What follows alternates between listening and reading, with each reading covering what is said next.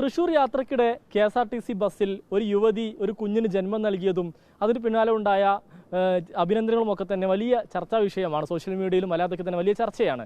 എന്നാൽ അന്ന് ഈ KSRTC ബസ്സിൽ ഈ കുഞ്ഞിന് ജന്മം നൽകാൻ സഹായിച്ചത് മലപ്പുറം പുറത്തൂർ സ്വദേശിയായിട്ടുള്ള ഡോക്ടർ ഷൈനി ആയിരുന്നു.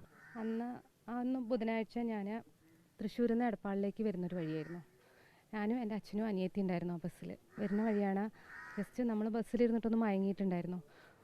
അപ്പോഴാണ് കുറച്ച് കഴിഞ്ഞപ്പോൾ കണ്ടക്ടർ പറയുന്നുണ്ട്, അവിടെ ഒരു ഫ്രണ്ടിലൊരു സ്ത്രീക്ക് വയ്യ, സ്ത്രീകൾ ആരെങ്കിലും ഒന്ന് ഓടി ചെല്ലുമോ എന്ന് ചോദിക്കുന്നുണ്ട്. അപ്പോൾ നമ്മളപ്പോൾ ബസ് നിർത്തിയിട്ടാണ് ഓടി വന്നിട്ട് പറയുന്നത്. അപ്പോൾ ബസ്സിൽ വളരെ കുറച്ച് സ്ത്രീകളെ ഉണ്ടായിരുന്നുള്ളൂ, ഒരു 4-5 പേര്. അപ്പോൾ നമ്മളത് വേഗം ഫ്രണ്ടിലോട്ട് ഓടി ചെന്നു. അപ്പോൾ ഈ സ്ത്രീ ഭയങ്കരമായിട്ട് അസ്വസ്ഥത പ്രകടിപ്പിക്കാനായിരുന്നു. അപ്പോൾ അപ്പുറത്തിരിക്കുന്ന സ്ത്രീ പറഞ്ഞു, ഈ സ്ത്രീ ഗർഭിണിയാണ്, ഒട്ടും വയ്യാന്ന് തോന്നുന്നു. അപ്പോൾ നമ്മൾ അവരെ നോക്കിയപ്പോൾ അവരുടെ സംസാരത്തിനും മറ്റും നമുക്ക് മനസ്സിലായി അവർ പൂർണ്ണ ഗർഭിണിയാണെന്നും അത് അവരുടെ കുട്ടിയുടെ അവരെന്നെ നമ്മളോട് പറയുകയാണ് കുട്ടിയുടെ കുട്ടി പുറത്തേക്ക് വരുന്നു എന്ന്. നമ്മൾ വേഗം അവരെ ആ ബസ്സിൻ്റെ സീറ്റിൽ കിടത്തിയപ്പോഴത്തേക്കും തല പൂർണ്ണമായിട്ടും പുറത്തേക്ക് വന്നിരുന്നു.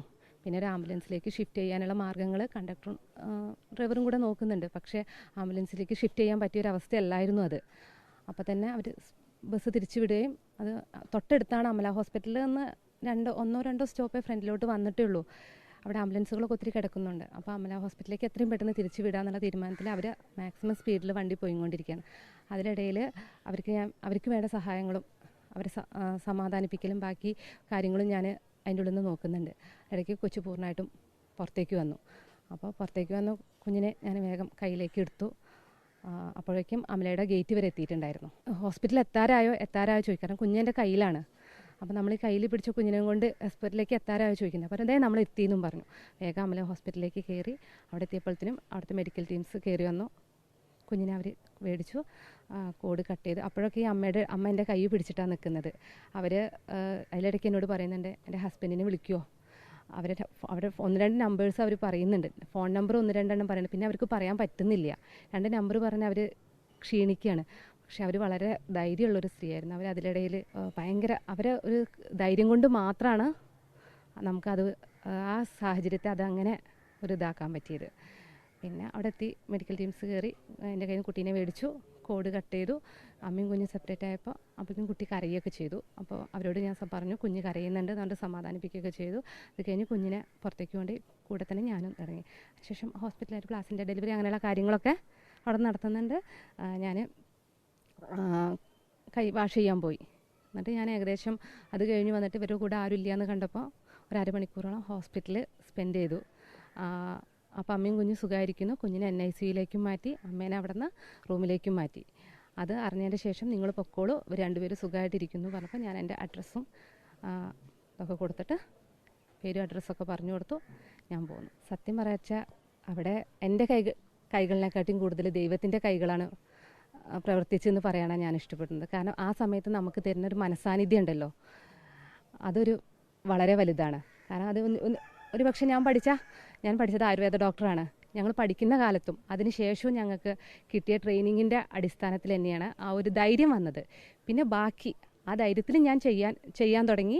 ബാക്കി കാര്യങ്ങളെല്ലാം നല്ല രീതിയിൽ അവസാനിച്ചത് ദൈവത്തിൻ്റെ കാര്യം കൊണ്ട്. ഇതിലെടുത്ത് പറയേണ്ട ഒരു പ്രധാനപ്പെട്ട കാര്യം തന്നെ ആ തിരക്ക് പിടിച്ച റോട്ടിലൂടെയും എത്രയും പെട്ടെന്ന് ആ ബസ് തിരിച്ചിട്ട് ഹോസ്പിറ്റലിലേക്ക് കയറി അതിൽ ആ ഡ്രൈവറെയും കണ്ടക്ടറെയും നമുക്ക് പറയാതിരിക്കാൻ വയ്ക്കില്ല. അവരത്രയും നിങ്ങൾക്ക് തന്നെ അറിയാലോ ആ ഒരു അവസ്ഥയിൽ അവരത് തിരിച്ചു അവിടെ എത്തിച്ചു എന്നുള്ളത് അതിലും വലിയ കാര്യമാണ്. നമ്മളവിടെ എത്തിയപ്പോഴത്തേനും അവിടെ നിന്ന് മെഡിക്കൽ ടീംസ് ഉള്ളിലോട്ട് കയറി അവരവരുടെ കാര്യം നന്നായിട്ട് ഭംഗിയായിട്ട് ആക്കി. അപ്പോൾ എല്ലാവരും കൂടിയിട്ട് ഒരു കൂട്ടായ പ്രവർത്തനം അവിടെ, നല്ലൊരു പ്രവർത്തനം അവിടെ വന്നു. ഞാൻ എൻ്റെ കാര്യം ഭംഗിയായി ചെയ്തു. കണ്ടക്ടറും ഡ്രൈവറും മറ്റ് യാത്രക്കാരും അതിലെടുത്ത് പറയത്തക്ക ഒരു യാത്രക്കാരുണ്ടായിരുന്നു. നമ്മളെ കുറ്റിപ്പുറത്തുള്ള ഷെഫീഖ് എന്നും മറ്റുമാണ് പേര്. ആ തിരക്കിൻ്റെ ഇടയിൽ ഞാൻ ആലോചിച്ച് വെച്ച പേര് അതാണ്. അദ്ദേഹം ഞങ്ങളുടെ കൂടെ അവിടെ ചാടി ഇറങ്ങിയിട്ടുണ്ടായിരുന്നു. നിങ്ങൾക്ക് കാണാം ആ വീഡിയോയിൽ ഫസ്റ്റ് ചാടി ഇറങ്ങുന്ന വ്യക്തി അദ്ദേഹമാണ്. അദ്ദേഹം ചാടി ഇറങ്ങിയിട്ടുണ്ടായിരുന്നു. അദ്ദേഹം ഞങ്ങളുടെ കൂടെ 1/2 മണിക്കൂറോളം, അദ്ദേഹം എവിടെയോ തൃശ്ശൂർ ഏതോ ഹോസ്പിറ്റലിൽ ബ്ലഡ് കൊടുത്ത് വരുന്ന വഴിയായിരുന്നു. ഞങ്ങളുടെ കൂടെ 1/2 മണിക്കൂറോളം അവിടെ വെയിറ്റ് ചെയ്തിട്ട് നമ്മളോട് പോകാൻ പറഞ്ഞപ്പോഴാണ് ഞങ്ങളുടെ കൂടെ അദ്ദേഹം പോകുന്നത്. അങ്ങനെ അതിലെ യാത്രക്കാരും ഒരുവിധം എല്ലാവരും ഒരുപാട് സഹകരിച്ചു. എല്ലാവരും കൂടിയിട്ട് ഒരു ദൈവത്തിൻ്റെ കരങ്ങളും. ഈ സംഭവം കഴിഞ്ഞ് പിറ്റേന്ന് രാവിലെ, അതായത് വ്യാഴാഴ്ച രാവിലെ അമലയിലത്തെ PR, ഞാൻ അവിടെ എൻ്റെ അഡ്രസ്സും പേരും നമ്പറും എല്ലാം കൊടുത്തിട്ടാണ് വന്നുള്ളത്. ഞാൻ ആയുർവേദ ഡോക്ടറാണെന്ന് പറഞ്ഞിട്ടുണ്ട്. പിറ്റേ ദിവസം രാവിലെ ഒരു 10-10:30 ആയി കാണാം. അപ്പോഴാണ് അമലയിലെ PR വിളിക്കുന്നത്. PR വിളിച്ചിട്ട് പറഞ്ഞു, അമ്മയും കുഞ്ഞും സുഖമായിരിക്കുന്നു ഡോക്ടറെ, ഇന്നലെ ആ തിരക്കൊണ്ട് ഞങ്ങൾക്ക് ബാക്കി വിളിക്കാൻ പറ്റിയില്ല, ഇപ്പം അമ്മയും കുഞ്ഞും സുഖമാട്ടോ. അപ്പോൾ കുഞ്ഞിനെ എങ്ങനെ ഉണ്ട് വെച്ച് പറഞ്ഞു, കുഞ്ഞ് NICUയിലാണ്. കാരണം ഈ ബസ്സിലൊക്കെ അല്ലേ ഡെലിവറി നടന്നത്, അതുകൊണ്ട് ഞങ്ങളെ ഒന്നും കൂടെ ഒരു കെയറിങ്ങിന് വേണ്ടി NICUയിലേക്ക് മാറ്റിയിട്ടുണ്ട്. അമ്മ ഇതേ സുഖമായിട്ടിരിക്കുന്നു, ഒരു കുഴപ്പമില്ല എന്ന് പറഞ്ഞു. അപ്പോൾ ഞാൻ ചോദിച്ചു, അമ്മയും കുഞ്ഞും ഇപ്പോഴും അവിടെ ഉണ്ടോയെന്ന് ചോദിച്ചു. നമുക്കറിയില്ലല്ലോ, അവർ ഷിഫ്റ്റ് ചെയ്തു എന്നൊക്കെയാണ് നമ്മൾ മറ്റ് മാധ്യമങ്ങളിൽ നിന്ന് അറിയുന്നത്. അപ്പം ഞാൻ ചോദിച്ചു, അമ്മയും കുഞ്ഞും അവിടെ ഉണ്ടോ ചോദിച്ചാൽ അവിടെ ഉണ്ടല്ലോ എന്ന് പറഞ്ഞു. നമുക്കൊന്ന് വന്ന് കാണാൻ പറ്റുമോ ചോദിച്ചു. അപ്പോൾ പറഞ്ഞു, വന്ന് കണ്ടോളൂ എന്ന് പറഞ്ഞു. വൈകിട്ട് ഞാൻ അവിടെ ഒരു നമ്മുടെ ഇതുമായിട്ട് ബന്ധപ്പെട്ട ഒരു ഇൻ്റർവ്യൂ കഴിഞ്ഞ് വരുന്ന വഴിക്ക് ഞാൻ അവിടെ കയറി. വൈകിട്ട് ഒരു 6:30-7 മണിയായി കാണും. അവിടെ കയറി ഏകദേശം 2 മണിക്കൂറോളം അവരുടെ കൂടെ സ്പെൻഡ് ചെയ്തു. അപ്പോൾ നമ്മൾ അവരായിട്ട് അവിടെ സന്ദർശകർക്ക് വിലക്ക് എന്നൊക്കെ പറഞ്ഞിട്ട് എഴുതി വെച്ചിട്ടുണ്ട്. കാരണം ഈ രാവിലെ മുതൽ സന്ദർശകരാണല്ലോ.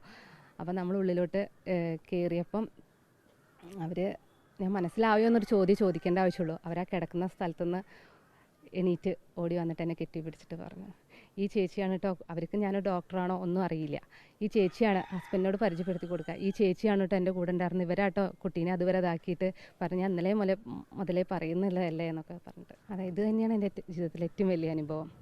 പിന്നെ നമ്മളെ അടുത്ത് വരുന്ന പേഷ്യൻസിനെ നമ്മൾ ചികിത്സിക്കുന്നുണ്ട്, അവരസുഖങ്ങൾ മാറുന്നുണ്ട്. പക്ഷേ ഇതാണ് ഏറ്റവും വലിയ അനുഭവം. കാരണം ഒരു അമ്മയും കുഞ്ഞും, ബാക്കി നമ്മൾ കേട്ടത് അവർക്ക് 5 മക്കൾ, 5ാമത്തെ കുട്ടിയാണെന്നത് കേട്ടെ, ബാക്കി 4 കുട്ടികൾക്കും ഒരമ്മ.